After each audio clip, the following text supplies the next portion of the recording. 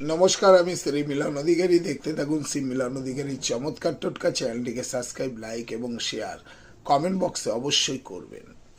খুব কষ্টে আছেন, খুব কষ্টে দিন যাপন করছেন, কোনো রকম আপনি একটু আশার আলো দেখছেন না। বাড়িতে বসেই তো আছেন, একটু রেমেডি করুন। এই রেমেডিটা করার ফলে আপনার দেখবেন কয়েক সপ্তাহ পরে আপনার জীবনের পুরো পরিবর্তন এসে যাবে। কি করবেন?